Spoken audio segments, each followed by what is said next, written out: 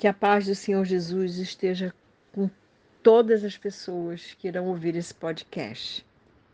Vamos ler um texto que está lá em Gênesis 9, do 20 ao 27. Diz assim: Sendo Noé agricultor, passou a plantar uma vinha. Bebendo do vinho, embriagou-se e ficou nu dentro de sua tenda.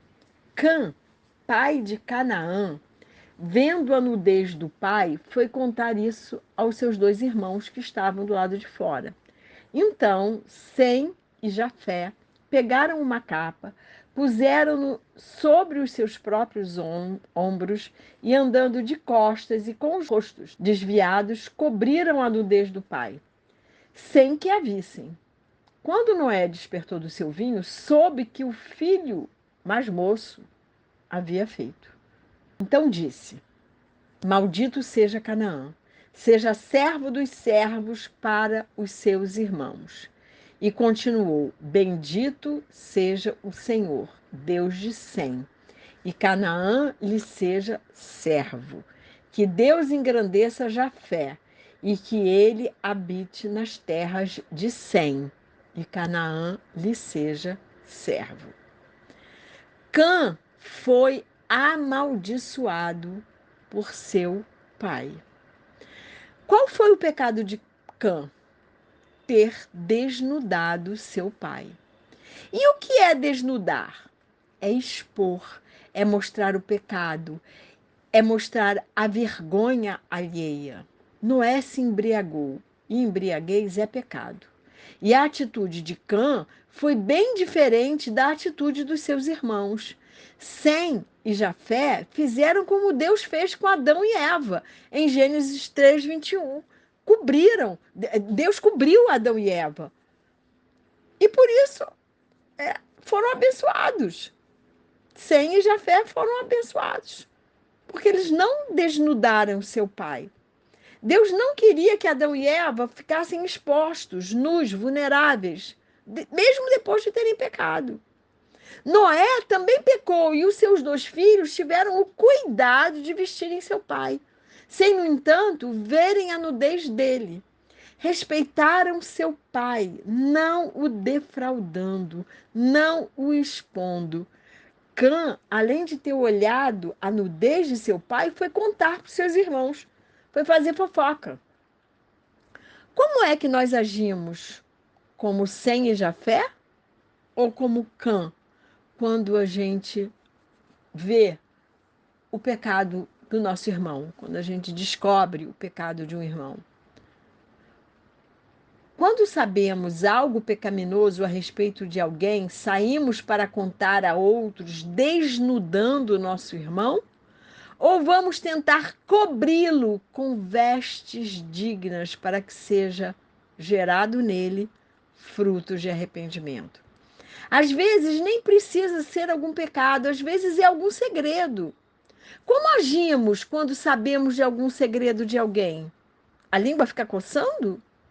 Há alguns princípios que deveriam ser observados por nós que somos servos do Senhor. Se você encontra algum objeto que não é seu, você não tem que pegar. Se aquela história que lhe contaram não lhe diz respeito, você não tem que sair espalhando. Se o pecado não é seu, você não tem que sair desnudando o seu próximo. Em Provérbios 25:11, a Bíblia fala assim: como maçãs de ouro em salvas de prata, assim é a palavra dita a seu tempo. A palavra só tem que sair dos nossos lábios quando forem para edificar. A fofoca causa contendas, brigas. As pessoas deixam de confiar naquele que faz a fofoca. O livro de Tiago nos adverte sobre a língua e o que essa língua pode causar de destruição. Tiago 3, de 2 a 6, diz assim: porque todos tropeçamos em muitas coisas. Se alguém não tropeça no falar, é um indivíduo perfeito, capaz de refrear todo o corpo. Ora, se colocamos um freio na boca dos cavalos para que nos obedeçam, também lhes dirigimos o corpo inteiro. Observem igualmente os navios que, sendo tão grandes e impelidos por fortes ventos, são dirigidos por um pequeníssimo leme e levados para onde o piloto quer. Então, é assim a nossa língua. Um pequeno órgão se gaba de grandes coisas. Vejam como uma fagulha incendeia uma grande floresta. Ora, a língua é um fogo. É um mundo de maldade. A língua está situada entre os membros do nosso corpo e contamina o corpo inteiro, e não só põe em chamas toda a carreira da existência humana, como também ela mesma é posta em chamas pelo inferno. Que Deus abençoe a leitura da sua palavra.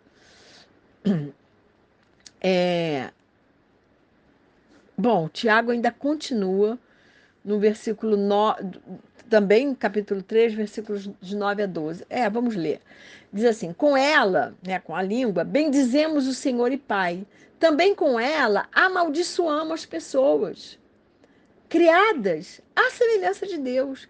De uma só boca procede bênção e maldição. Meus irmãos, isso não deveria ser assim.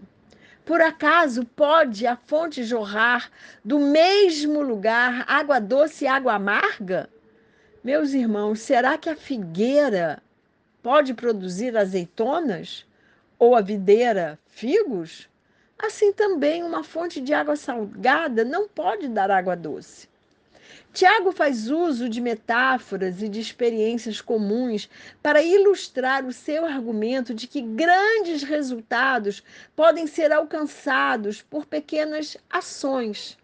A língua é uma das menores partes do corpo, mas ela é capaz de criar enormes desastres ou de gerar grandes bênçãos, quando bem usada. Uma língua desenfreada é como um fogo que devasta sem controle. A língua ferina e perversa pode causar grandes prejuízos para o outro e para a própria pessoa, porque Deus não tem um culpado por inocente. O mau uso das palavras, fofoca, calúnia, mentiras, opiniões maldosas, intriga, maledicência, tem o poder de destruir, manchar ou corromper todo o caráter de uma pessoa. E a vítima fica desnudada e vulnerável, com sua vida e seus planos atrapalhados por causa do mau uso da língua, que deveria ficar calada. O versículo 6 de Tiago, que nós lemos, fala que a língua é posta em chamas pelo inferno. Uma afirmação que indica a gravidade dos resultados das palavras perversas, ou uma indicação de que os próprios demônios tentam as pessoas para que usem de palavras destrutivas. Tiago aplicou seus princípios aos relacionamentos humanos e sua principal preocupação a respeito do controle da língua era de que os cristãos deveriam perceber que amaldiçoar alguém que foi criado à imagem e semelhança de Deus é amaldiçoar o próprio Deus. O texto nos indica que é inaceitável que da mesma língua que saem palavras doces e edificantes, possam também sair palavras que amaldiçoem ou desnudem outras pessoas, principalmente os mais fracos e vulneráveis. Usar a língua para pecar é incompatível com o caráter de um cristão. A língua tem um grande potencial, tanto para o bem como para o mal. A esperança de controlá-la reside em nos concentrarmos mais nas palavras de Jesus e no poder do Espírito Santo em transformar aquele que se deixa transformar. Provérbios 12 tem vários versículos que fala sobre a língua. Começa lá no versículo 14 dizendo que do fruto das suas palavras o homem se farta de bem, e das obras de suas mãos se lhe retribui. Quem fala a verdade manifesta a justiça, porém a testemunha falsa produz a fraude. E aí vai citando vários versículos importantíssimos a respeito das nossas palavras, das palavras que nós produzimos com a nossa língua. quem é tolo, é o que fala lá Provérbios, vai proclamar o que não deve. Não seja tolo e pratique ações que agradem ao Senhor, para que Ele abençoe você. Cã, voltando lá para Gênesis, e toda a sua descendência, os cananeus, foram amaldiçoados. Os descendentes de Cã incluíam, além dos cananeus, os inimigos mais terríveis do povo de Israel: o Egito, a Filístia, a Assíria e a Babilônia. Com essa maldição, Deus excluiu os cananeus como povo da aliança da graça e predisse a conquista da terra de Canaã pelos descendentes de Sem, o povo semita. Então, Cã foi antepassado dos egípcios, dos líbios, dos etíopes. O verso 26 de Gênesis 9 poderia ser melhor traduzido por bendito pelo Senhor meu Deus seja Sem, que gerou o povo semita. Começando por Abraão e chegando até Jesus, a salvação foi trazida à terra pelos semitas, os descendentes de Sem, o filho que respeitou seu pai, não o defraudando, nem o expondo à vergonha. Cã foi punido por ter desonrado seu pai, propagando a sua nudez. O pecado de Cã é considerado por muitos estudiosos como perversão sexual. Eles dizem que os cultos dos cananeus tinham várias perversões sexuais, contendo amuletos, com imagens de genitálias, enfim, isso não está escrito na Bíblia, são os estudiosos, os teólogos que contam. Mas, mas é fato que Cã foi amaldiçoado e que Sem foi abençoado. E os descendentes de Jafé, que também não defraudou o pai dele, os descendentes dele se espalharam pela terra e prosperaram, recebendo as bênçãos espirituais através do Deus dos semitas. Deus se comprometeu com a descendência de Sem para a linhagem messiânica. O tema dessa mensagem é desnudar. O tema dessa mensagem, a exortação dessa mensagem é: não desnude o seu próximo. Podemos desnudar as pessoas de várias maneiras, fazendo fofoca, fazendo intrigas, fazendo críticas desnecessárias, contando segredos que nos foram confiados. Você pode até dizer, não fiz por mal, todo mundo diz isso. Mas fazer fofoca é fazer o mal, é desnudar o outro. Vamos fazer um exame de consciência com toda a honestidade possível para olharmos para dentro de nós mesmos. Não pense em ninguém, olhe para dentro de si mesmo. Eu conheço pessoas que abandonaram tarefas e ministérios dentro da igreja por causa de fofoca e críticas duras e injustas. Conheço pessoas que já foram envergonhadas porque tiveram seus segredos espalhados de maneira leviana. Quer ser abençoado como Sem e Jafé?